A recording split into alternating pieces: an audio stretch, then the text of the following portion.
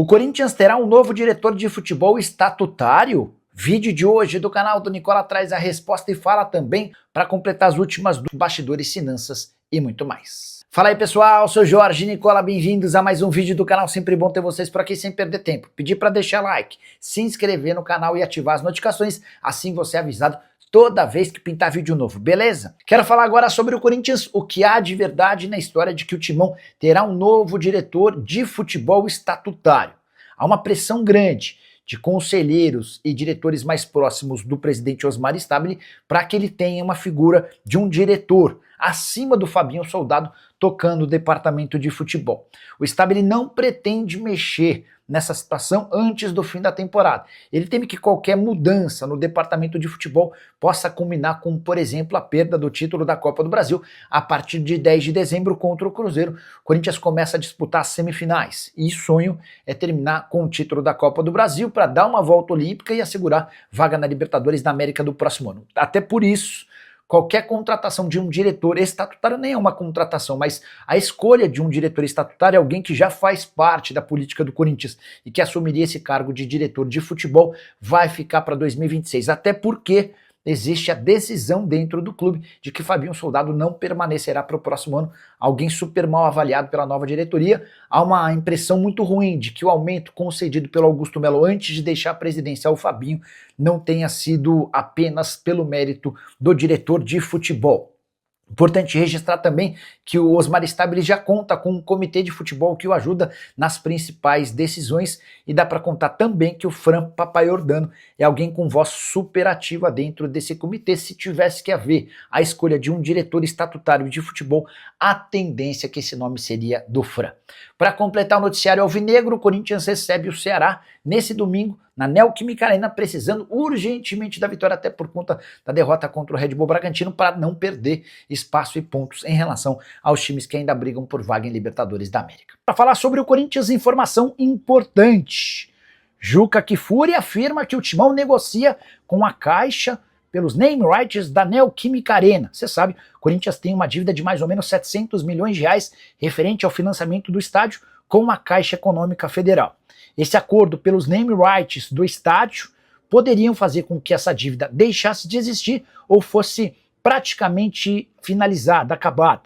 Vai depender do tempo de contrato e do valor acertado entre as partes. O que se sabe é que o Corinthians busca um novo parceiro para os name rights e essa troca da Hypera Pharma, que é dona da Neoquímica, pela Caixa seria um baita trunfo para o Timão, que hoje fatura apenas 15 milhões de reais por temporada com os name rights. A ideia era faturar pelo menos 50 a 60 milhões de reais por ano.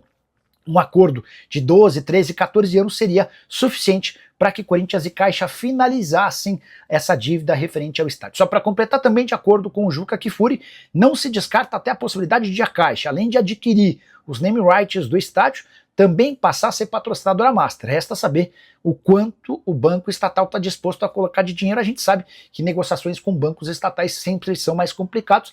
Multa para quebra do contrato dos name rights é de 50 milhões de reais. A multa pela quebra do contrato do patrocínio master com a Esportes da Sorte gira na casa dos 30 milhões de reais. E você, o que pensa sobre essa história? Já usa espaço para comentário. Existe rachadinha no Corinthians? Segundo o metaleiro, ex-presidente da Gaviões da Fiel, sim. O metaleiro, em entrevista ao Alambrado Alvinegro, afirmou que Fabinho Soldado e Augusto Melo dividem os salários do atual executivo de futebol do Timão. A frase é a seguinte, abre aspas, o clube é cheio de rachadinha. Vou dar um exemplo. O Fabinho Soldado é rachadinha do Augusto. Uma semana antes dele sair, no caso o Augusto, ele aumentou o salário. E não tem segredo. Foi de 200 para 400 mil, o dobro. Ou tá dando dinheiro para alguém ou não tem milagre, disse o metaleiro nessa entrevista. O metaleiro também cobrou explicações do Augusto e do Fabinho Soldado para esse reajuste salarial que eu já havia contado para vocês em outra oportunidade. Não tem problema resgatar. Vamos lá. O Fabinho Soldado era gerente de futebol no Flamengo e ganhava na casa dos 25 mil reais mensais. Ele chega ao Corinthians para ganhar 250 mil reais. E no mês de março, em meio a todo o processo de impeachment, o Augusto sobe o salário do Fabinho Soldado para 370 mil reais mensais. com um aditivo que, se permanecer para o próximo ano, o Fabinho passa a ganhar 430 mil por mês. Importante registrar que o Fabinho alega ter recebido tal reajuste porque era alvo de alguns outros clubes de futebol no Brasil. O Augusto ainda não se posicionou sobre esse aumento bastante grande do salário do executivo de futebol.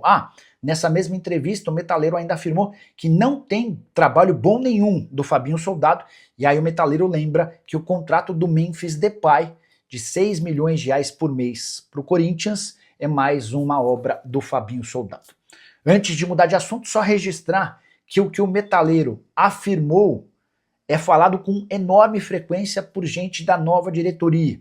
Existe uma suspeita muito grande de que o Augusto tenha aumentado o salário do Fabinho Soldado antes de ir embora para ter benefícios próprios. Ninguém é capaz de provar nem comprovar essa história, mas é também por isso, ou vou mudar, é principalmente por isso que existe uma pressão gigante para que o Fabinho Soldado seja demitido tão logo a temporada de 2025 terminar. Nicola, fala do meu Corinthians, tem alguma boa notícia no Timão? O Adriano, cara, eu juro que eu gostaria, mas é uma notícia pior que a outra, cara. Ontem surgiu a história de que o Corinthians deve 23 milhões de reais ao Memphis Depay e não mais 18, né? E esse aumento tem a ver com uma série de coisas malucas que o contrato do Memphis oferece ao jogador.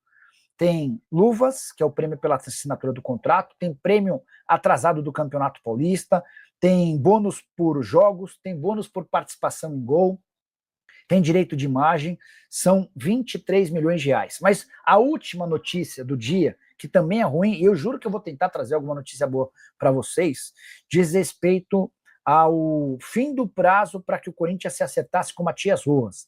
Você vai lembrar que o Corinthians foi condenado por dever dinheiro ao Matias. O Matias Rojas rescindiu o contrato no Corinthians, né? O Corinthians tinha prometido fazer uma quitação de uma dívida, o Augusto prometeu. Não fez, o Matias Rojas recorreu à FIFA, conseguiu, através de uma liminar, a rescisão do contrato, depois entrou na justiça, na FIFA, ganhou em primeira instância, ganhou em segunda instância. E 45 dias atrás, a Corte Arbitral do Esporte concedeu um período de 1 mês e meio para que o Corinthians conseguisse se acertar para o pagamento de mais ou menos 42, 43, 44 milhões de reais. Passaram os 45 dias e Matias Rojas e Corinthians não se acertaram. O GE chegou a publicar que não há preocupação no Corinthians em relação a um transfer ban, que o Matias Rojas está muito disposto a aceitar algum acordo. Pessoal, se em 45 dias os caras não chegaram a um acordo, você acha que eles vão chegar quando? Então agora é natural que o Matias Rojas comunique à FIFA que não houve acordo e a FIFA, a qualquer momento, puna o Corinthians com mais um transfer ban. Então é o segundo transfer ban consecutivo que o Timão está levando, tá bom? Nicola, boa noite. Devido à falta de qualidade dos árbitros brasileiros, seria prudente a FIFA não levar a arbitragem brasileira para a Copa? Anderson, na teoria sim, na prática não.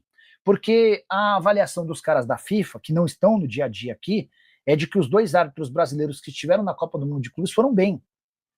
O Wilton Pereira Sampaio e o árbitro que apitou Palmeiras e São Paulo, que foi afastado. Os dois tinham deixado excelente impressão na Copa do Mundo de Clubes. Então, esses caras estão confirmados para a próxima. Esses não, mas a arbitragem brasileira terá presença de árbitros na próxima Copa do Mundo. E aí dá para dizer também que a gente vai ter árbitros de federações com muito menos representatividade que o futebol brasileiro. Então, acho que seria até meio estranho não ter árbitros brasileiros. Acho que o grande ponto é o quanto esses caras apitam mal no Brasil. E apitam muito mal. A Edna, o Wilton, todos.